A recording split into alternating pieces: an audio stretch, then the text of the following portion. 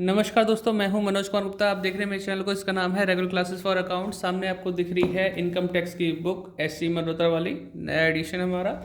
और चैप्टर चल रहा है इनकम फ्रॉम हाउस प्रॉपर्टी, और उसमें क्वेश्चन चलेगा क्वेश्चन नंबर 4। 3 तक की आप वीडियो देख चुके होंगे, तो अब ये 4th नंबर की बारी है।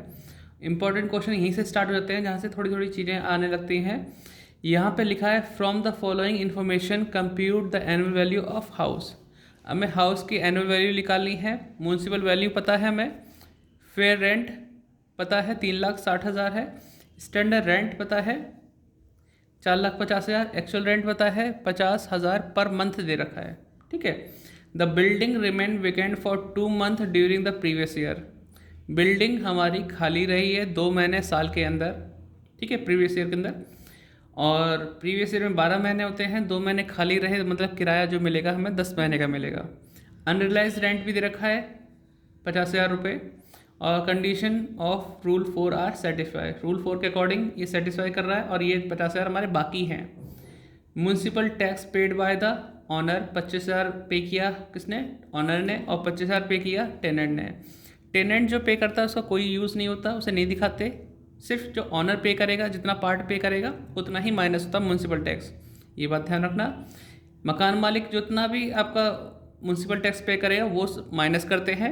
अगर पे करना बाकी है, आउटस्टैंडिंग लिखा है, तो हम माइनस नहीं करेंगे। किराएदार पे करेगा तो भी माइनस नहीं करेंगे। ऑनर कर रहा है तो ज़रूर माइनस करेंगे। ठीक है। तो जब मकान खाली रहता है तो हम एक नोट लिखवाते हैं बच्चों को, तो आप भी वो लिख लेना। चलो सॉल्यूशन पाते हैं। अब चाहें तो इसका स्क्रीनशॉट ले लें, अदरवाइज बुक नहीं है तो बुक ले लें। डिस्क्रिप्शन में लिंक मिल जाएगा, इस वीडियो के डिस्क्रिप्शन में। न्यू बुक खरीद लें। फिलहाल नोट की बात करें तो नोट हमें यहाँ आपको दिख रहा होगा। नोट है if house property remain vacant for some time in previous year and nobody use this house at that time. जब मकान हमारा प्रीवियस ईयर में कुछ समय के लिए खाली रहे और कोई इसका यूज़ ना करे, इस्तेमाल ना करे, जैसे मकान मालिक कभी रहने लगता है, ऐसा कोई काम ना करे, खाली रहे मकान, पड़ा है मकान, तो then actual rent will be gross annual value. Actual rent क्या कहलाएगा? ग्रॉस एनुअल वैल्यू होगा, चाहे वो कंपैरिजन में कम हो या फिर ज़्यादा हो। या तो हम कहते हैं कंपैरिजन ही मत करो, लास्ट ईयर तो मैं ऐसे कहते हैं, लेकिन आपको ऐसा करके दिखाएंगे कि कंपैरिजन कर रहे हैं, लेकिन जो भी एक्चुअल रेंट है वही कहलाएगा, चाहे वो कम हो या ज़्यादा हो। ठीक है, उससे हमें कोई मतलब नहीं है। ठीक है, 4th क्वेश्चन कराएंगे। तो यहाँ लिखते हैं computation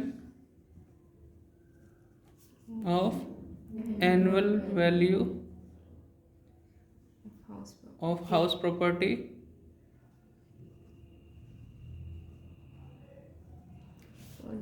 for the assessment year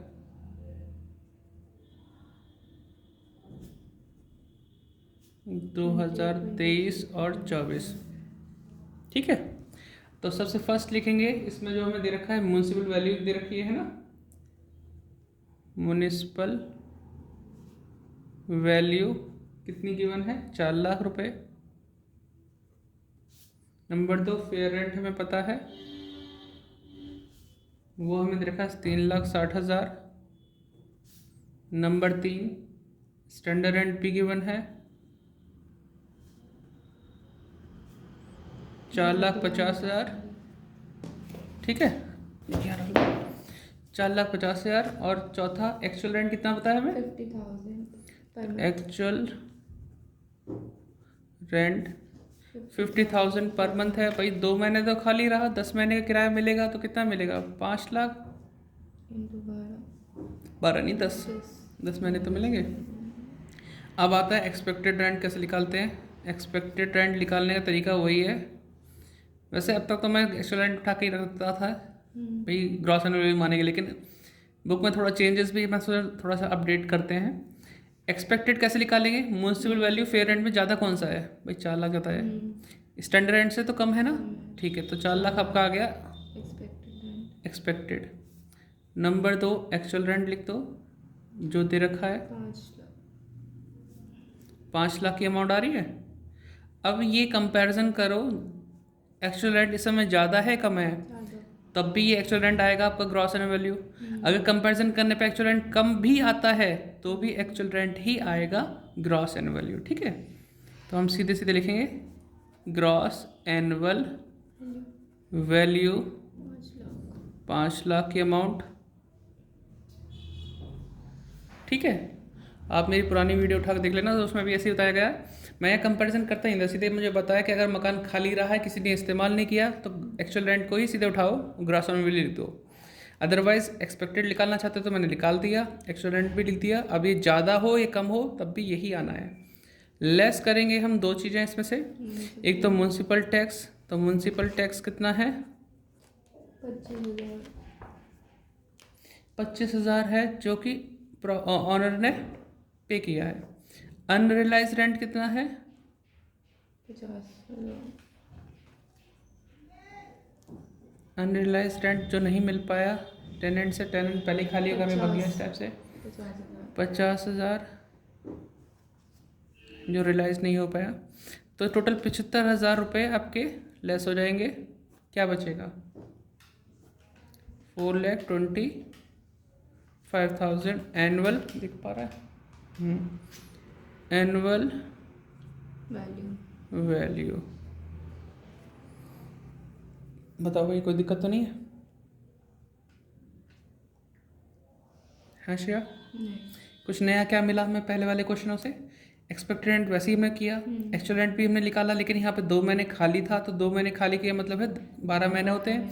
10 महीने का किराया मिला, 10 महीने का हमने लिख दिया। लिखने के बाद अब कंपैरिजन का सीन मैंने आपको थ्योरी में बताई दिया, पीछे थ्योरी दे रखी है। कौन सा पेज नंबर था वैसे वो? थोड़ा सा इनको भी बता देते हैं, जो बच्चे यहाँ से देख के होता है।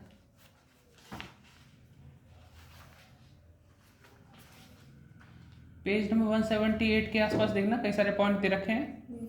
हाँ, 178, 179, example number 5, 6, 7, example number, illustration number इस बुक के 4, 5, 6, 7 इन्हीं में ही बताया गया है। अगर वैकेंट रहे कुछ समय के लिए, अनरियलाइज रेंट ना हो या हो, तो क्या क्या करते हैं, थोड़ा सा पढ़ लेना अब। ठीक है, तो ये हमने करके दिखा दिया, इतना ही सा क्वेश्चन था। मिलते हैं नेक्स्ट वीडियो में। आपको बुक चाहिए तो डिस्क्रिप्शन चेक करें और बुक बाय करें और नई बुक से पढ़ें। Bye bye.